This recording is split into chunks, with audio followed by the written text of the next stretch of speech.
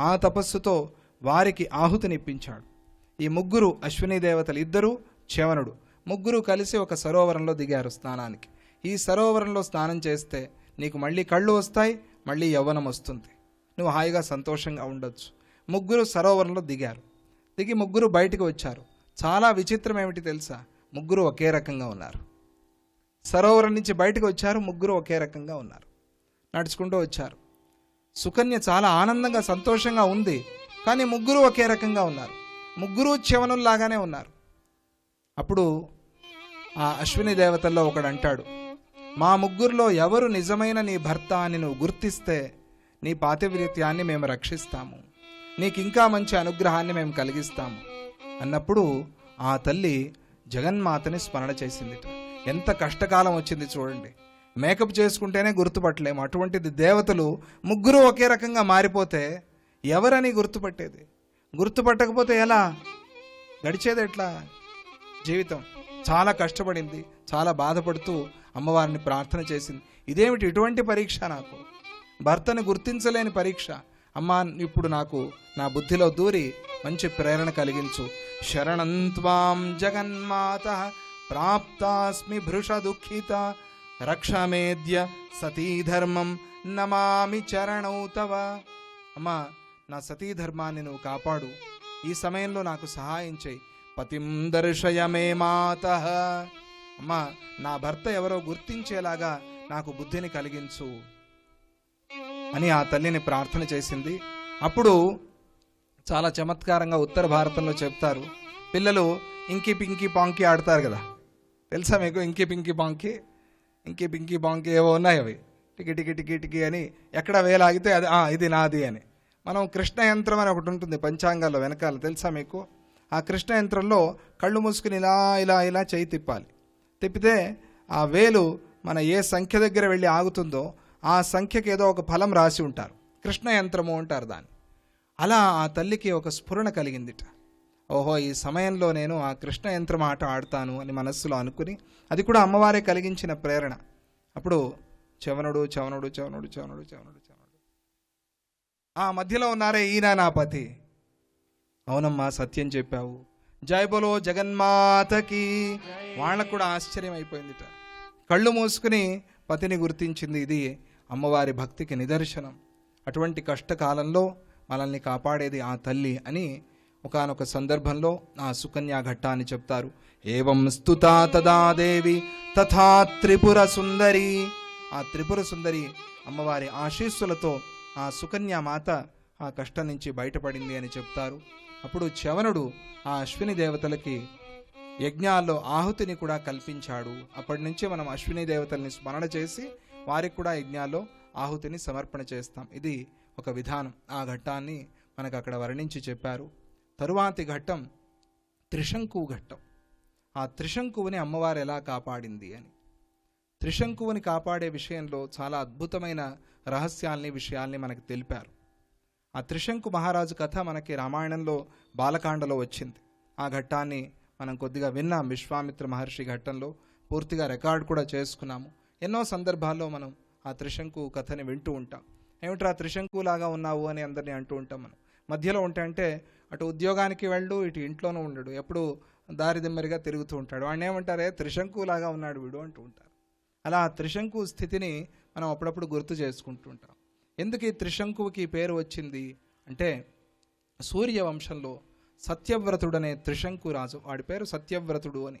ఆ సత్యవ్రతుడే త్రిశంకు అయ్యాడు.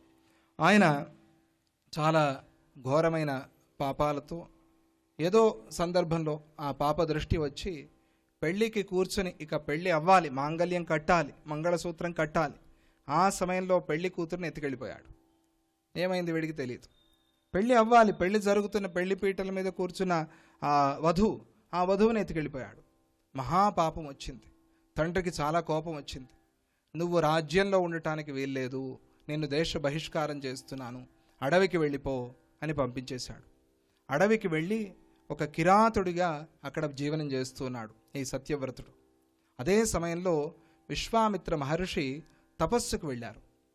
ఆయన తపస్సుకు వెళ్ళారు. ఎలా వెళ్ళారు? ఇల్లు వాకిలి అంతా విడిచిపెట్టేసి వెళ్ళిపోయారు. వీళ్ళకేమి ఫిక్స్డ్ వేసి వీళ్ళకి రోజు తిండి దొరికేలాగా ఏర్పాటు చేసి వెళ్ళలేదు.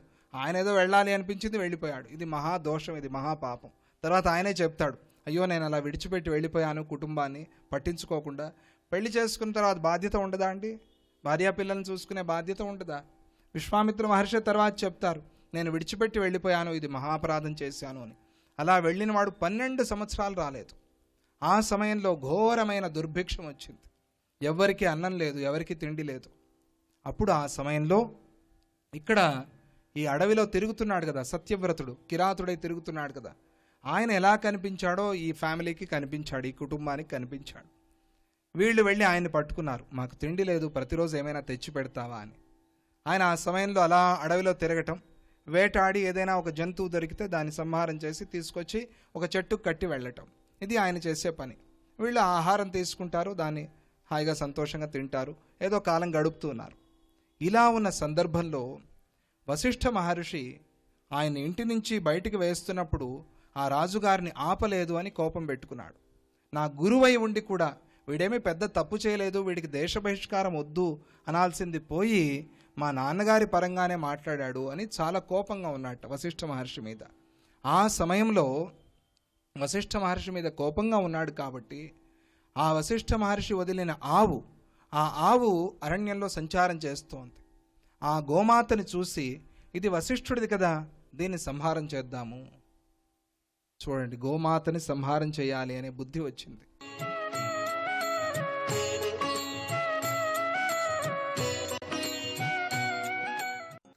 Episode number 4. శ్రీ మహాగణాధిపతయే నమః. శ్రీమాత్రే నమః.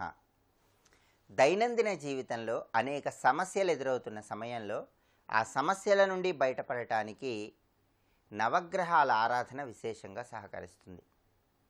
జన్మించిన నక్షత్రాన్ని బట్టి నవగ్రహాలలో ప్రత్యేకమైన గ్రహాన్ని ప్రసన్నం చేసుకుంటే తొందరగా జీవితంలో పురోభివృద్ధి సాధించవచ్చని గ్రహవేదంలో మనకు వివరించారు. ఈ ప్రక్రియలో భాగంగా రోహిణీ నక్షత్రంలో జన్మించిన స్త్రీ పురుషులు ఎవరైనా సరే జీవితంలో తొందరగా సత్ఫలితాలు అందిపుచ్చుకోవాలంటే రోహిణీ నక్షత్రానికి చంద్రుడి అధిపతి కాబట్టి నవగ్రహాల్లో చంద్రుడిని ప్రసన్నం చేసుకోవాలి. చంద్రుడికి సంబంధించిన ధ్యాన శ్లోకం చదువుకోవటం లేదా చంద్రుడికి సంబంధించినటువంటి మంత్రజపం చేయటం విశేషమైన శుభ ఫలితాలు కలిగిస్తుంది. అందుకే రోహిణీ నక్షత్రంలో జన్మించిన వాళ్ళు ప్రతిరోజు కూడా ఓం శ్రీ చంద్రమసే నమః అనే సులభమైన చంద్రుడి మంత్రాన్ని వీలైనన్ని సార్లు జపించుకోండి.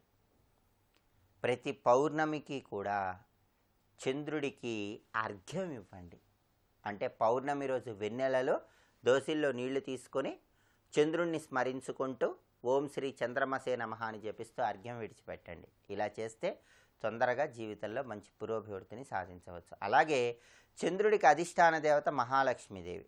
అందువల్ల రోహిణీ నక్షత్రం వాళ్ళు చంద్రుడికి సంబంధించిన మంత్రజపం చేయటంతో పాటుగా ప్రతిరోజు మహాలక్ష్మీదేవిని తెల్లటి పుష్పాలతో పూజించండి.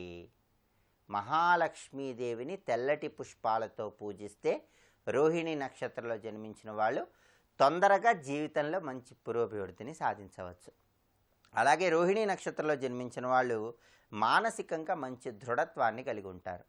క్రీడా రంగంలో సాహస కృత్యాలు ఉన్నటువంటి రంగాల్లో విశేషమైనటువంటి గుర్తింపు లభిస్తుంది. అలాగే వీళ్ళు జీవితంలో పరిపూర్ణంగా వివాహం తర్వాత భార్య సహాయ సహకారాలతో మంచి ఫలితాలు సాధించడానికి అవకాశం ఎక్కువగా ఉంది. వీళ్ళు ఎన్ని విషయాలలో ఎన్ని విమర్శలు ఎదురైనా చిరునవ్వుతో వాటిని అధిగమించేటటువంటి శక్తి సామర్థ్యాన్ని కలిగి ఉంటారు. దానికి కారణం రోహిణీ నక్షత్రానికి అధిపతి చంద్రుడు. చంద్రమా మనసో జాతః అంటుంది వేదం. చంద్రుడు మనఃకారకుడు. మనఃకారకుడైనటువంటి చంద్రుడి అనుగ్రహం వల్ల ఎలాంటి ప్రతికూల పరిస్థితులు ఎదురైనా చిరునవ్వుతో ముందడుగు వేసేటటువంటి శక్తి సామర్థ్యాలు కలిగి ఉంటారు. కళారంగంలో ప్రతిష్టాత్మకమైనటువంటి అవార్డులు పొందటానికి కూడా ఆస్కారం ఉంది. విదేశీ సంబంధిత ఎగుమతి దిగుమతి వ్యాపారాల్లో రాణించడానికి కూడా అవకాశం ఎక్కువగా ఉంది. క్రీడారంగంలో విశేషంగా రాణించే సూచనలు ఎక్కువగా ఉన్నాయి. రోహిణీ నక్షత్రంలో జన్మించిన వాళ్ళు గ్రహదోష తీవ్రతను తగ్గింపజేసుకోవాలంటే కొన్ని ప్రత్యేకమైన విధి విధానాలు పాటించాలి. వాటిలో దానం ముఖ్యమైనది. దానం కూడా ఎలా చేయాలి? సోమవారం రోజు బియ్యం కానీ పాలు కానీ ఎవరికైనా దానం ఇవ్వాలి. దానికి కారణం ఏంటంటే బియ్యం చంద్రుడికి ప్రియమైంది. పాలు చంద్రుడికి ప్రియమైంది. పాలు బియ్యం ఈ రెండు కూడా చంద్రుడికి ప్రియం కాబట్టి, రోహిణీ నక్షత్రానికి అధిపతి చంద్రుడు కాబట్టి, రోహిణీ నక్షత్రం వాళ్ళు ఇలా సోమవారం పూట బియ్యము పాలు మీ చేత్తో ఎవరికైనా దానం ఇస్తే చంద్రుడి అనుగ్రహం కలిగి, చంద్రుడి ప్రసన్నత కలిగి దోషాలన్నీ తొలగింపజేసుకోవచ్చు, శుభ ఫలితాలు అందిపుచ్చుకోవచ్చు. అలాగే రోహిణీ నక్షత్రం వాళ్ళు వీలైనప్పుడల్లా మర్రి చెట్టును పూజించాలి. మన భారతీయ సనాతన సంస్కృతి సంప్రదాయాలలో వృక్షాల ఆరాధనకు విశేషమైన ప్రాధాన్యత ఉంది. వృక్షాలలో రావి చెట్టు, మర్రి చెట్టు వీటన్నిటినీ దేవతా వృక్షాలు అంటారు. ప్రధానంగా రోహిణీ నక్షత్రం వాళ్ళు మర్రి చెట్టును పూజిస్తే విశేషమైన శుభ ఫలితాలు కలుగుతాయి. మర్రి చెట్టు దగ్గరకు వెళ్ళటం, మర్రి చెట్టు మొదట్లో నీళ్లు పోయటం, మర్రి చెట్టు చుట్టూ ప్రదక్షిణలు చేయటం చేస్తే సకల గ్రహాల అనుగ్రహం సులభంగా కలుగుతుంది. అలాగే సోమవారం రోజు గోమాతకు అరటిపండు ఆహారంగా తినిపించాలి. అలా గోవుకి అరటిపండు సోమవారం పూట ఆహారంగా తినిపిస్తే కూడా రోహిణీ నక్షత్రం వాళ్ళు చంద్రుని ప్రసన్నం చేసుకొని మంచి శుభ ఫలితాలను సిద్ధింపజేసుకోవచ్చు. అలాగే ఎప్పుడైనా సరే దూడతో కలిసి ఉన్నటువంటి ఆవుకు ప్రదక్షిణలు చేస్తే చాలా మంచిది. కేవలం ఆవుకి మాత్రమే కాకుండా ఎక్కడైనా సరే ఎవరైనా సరే ఆవు దూడ రెండు కలిసి ఉన్నప్పుడు వాటికి ప్రదక్షిణలు చేస్తే చాలా మంచిది. ప్రత్యేకంగా రోహిణీ నక్షత్రంలో జన్మించిన వాళ్ళు ఎక్కడైనా సరే ఆవు దూడ రెండు ఉంటే ఆ రెండిటికి కలిపి 3 ప్రదక్షిణలు చేయండి. అద్భుతమైనటువంటి శుభ ఫలితాలు కలుగుతాయి. ఎవరైనా ఏ నక్షత్రం వాళ్ళైనా ఏ రాశి వాళ్ళైనా అప్పుడే ప్రసవించినటువంటి గోవుకి దూడతో పాటుగా అలా 3 ప్రదక్షిణలు చేస్తే జన్మ జన్మాంతర పాపాలన్నీ తొలగింపజేసుకోవచ్చు. సకల గ్రహాల అనుగ్రహము కలుగుతుంది. గోమాత సకల దేవతా స్వరూపం కాబట్టి అప్పుడే ప్రసవించినటువంటి గోమాతకు దూడకు ఎవరైనా జీవితంలో ఒక్కసారైనా ప్రదక్షిణ చేస్తేనే చాలు. ఎటువంటి దోషాలున్నా ఆ దోషాలు, ఎటువంటి పాపాలున్నా ఆ పాపాలన్నీ తొలగింపజేసుకోవచ్చు. అమోఘమైనటువంటి శుభ ఫలితాలు కలుగుతాయి. విశేషంగా ఈ రోహిణీ నక్షత్రం వాళ్ళకి అది బాగా ఉపయోగపడుతుంది. అలాగే ఎప్పుడైనా సరే తెల్లటి ఎద్దు కనిపిస్తే ఆ తెల్లటి ఎద్దుకు కూడా నమస్కారం చేసుకోండి. శివాలయ ప్రాంగణంలో తెల్లటి ఎద్దుకు నమస్కారం చేసుకుంటే రోహిణీ నక్షత్రం వాళ్ళకి మంచి శుభ ఫలితాలు కలుగుతాయి. అలాగే నీటిలో సంచరించే జలచరాలకు ఆహారం వేస్తూ ఉండాలి. అలా చేయటం ద్వారా కూడా గ్రహదోష తీవ్రతను తగ్గింపజేసుకోవచ్చు. ఎప్పుడైనా సరే ఉపవాసం ఉండాలంటే శనివారం ఉపవాసం ఉండండి. శనివారం ఉపవాసం ఉంటే మీకు తొందరగా జీవితంలో కలిసి వస్తుంది. అలాగే చంద్రుడి మంత్రంతో పాటుగా పార్వతీదేవి మంత్రం కూడా వీళ్ళు జపించుకుంటే మంచి శుభ ఫలితాలు కలుగుతాయి. ఓం శ్రీ గౌరీదేవి అయి నమః అంటూ గౌరీ మంత్రం జపించుకోండి. అమ్మవారి అనుగ్రహం ద్వారా కూడా చక్కటి శుభ ఫలితాలను సిద్ధింపజేసుకోవచ్చు. సర్వే జనాః సుఖినో భవంతు. స్వస్తి.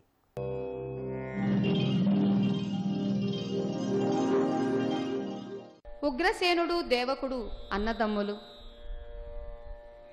కంసుడు దేవకి అన్నదమ్ముల పిల్లలు. వివాహమైనది చాలా వైభవంగా.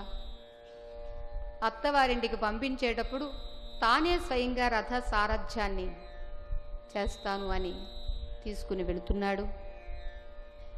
ఇంతలో అకస్మాత్తుగా మేఘాలు పట్టడం, ఉరుములు ఉరవడం, ఆకాశవాణి పలకడం. అస్యాస్త్వామష్టమో గర్భో హంతాయాం వహసే అబుధ. హే అబుధ మూర్ఖుడా. బుధ అంటే పండితుడు, అబుధ అంటే మూర్ఖుడు అని. ఎందుకు మూర్ఖుడు అనంటే ఈ కంసుడు చాలా వేగాన్ని పెంచి ఆ రథ సారథ్యం చేస్తూ ఉండేటప్పుడు రథ చక్రాల క్రింద ఎన్ని ప్రాణులు పడినవో కూడా చూడకుండా అంత వేగంగా వెళుతూ ఉన్నాడండి. ఎందుకట అంటే స్పీడ్ చాలా థ్రిల్గా ఉంటుంది కాబట్టి అని అన్నాడండి వాడి సమాధానం. ఈవేళ మనకి రోడ్డు మీద కూడా అక్కడక్కడ స్లోగన్స్ చూస్తూ ఉంటాం. నువ్వు ఎంత స్పీడ్గా వెళితే అంత థ్రిల్ అని వెళ్ళి వెళ్ళి ఏం చేస్తున్నావు, ఎక్కడో ఒక చోట యాక్సిడెంట్ అయిపోతుంది. మధ్యాహ్నమే అన్నారు మాకు లేడీస్ క్లాస్లో, ఖమ్మంలో యాక్సిడెంట్స్ చాలా ఎక్కువ అవుతున్నవి, చాలామంది అకస్మాత్ మరణానికి లోనవుతున్నారు. అమ్మ మీరు కొంచెం వాళ్ళని కన్సోల్ చేయండి అన్నారు. పుట్టిన ప్రతి ప్రాణి ఏదో ఒక రోజు గిట్టక తప్పదు. కానీ ఆ మరణము ఒక గడిచిన వయస్సులో వస్తే అంత బాధపడము. అంతేకాదు ఆ మరణము సహజంగా వస్తే అంత బాధపడము. దుర్మరణము అనేది, మరణమే బాధ అంటే దుర్మరణం అనేది ఇంకా బాధ. ఏ బాధ అయినా ఓర్చుకోక తప్పదు. ఎందుకంటే బాధపడి కూడా ప్రయోజనం లేదు కాబట్టి. బాధపడితే పోయినవాడు వస్తాడా తిరిగి? గడిచిన సమయం వస్తుందా, లేక పోయినవాడు తిరిగి వస్తాడా? రాడు. మరి అయితే ఏం చెయ్యాలి? అసలు పోయినవాడెవరు? తత్వచింతన చెయ్యాలి.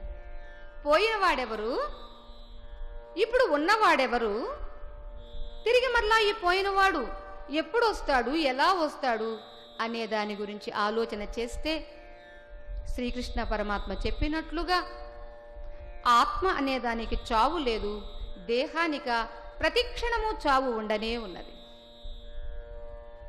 మరి ఈ దేహంతో ఉన్నటువంటి ఈ జీవుడు చేసుకున్న కర్మ ఫలితానికి అలా దుర్మరణం రాసి పెట్టబడి ఉంది.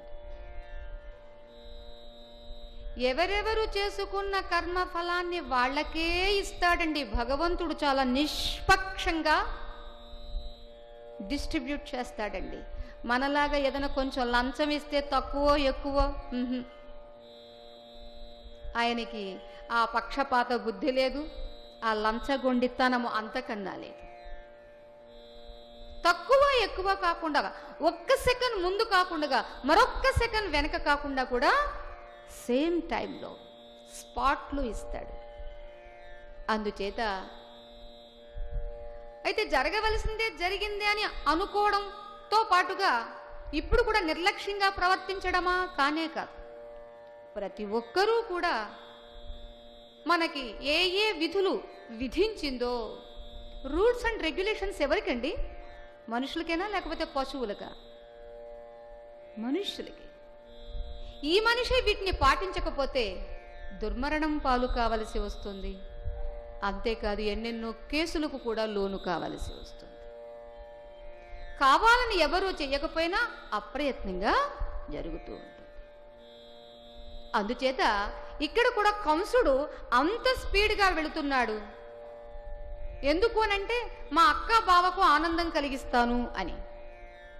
ఇంతలో ఆకాశవాణి పలికింది, ఏ నీ సోదరికి నీ బావకు ఆనందం కలిగిస్తామని వేగంగా తీసుకువెళుతున్నావో అటువంటి నీ ఈ సోదరి యొక్క అష్టమ గర్భం నిన్ను సంహరిస్తుంది, జాగ్రత్త అని. అంతవరకు ఎంతో ప్రేమతో వేరే సారథెందుకు, నేనే సారథ్యం చేస్తాను అని ఎక్కి కూర్చున్న కంసుడు రథం ఆపేశాడండి. వర నుండి కత్తి తీసాడండి. చెల్లికో జుట్టు కొప్పు పట్టుకున్నాడండి. శిరస్సు ఖండన చేసేస్తాను అని లేచాడండి. ఆశ్చర్యపోయాడు వసుదేవుడు. ఏం చెయ్యాలో అర్థం కాలేదు.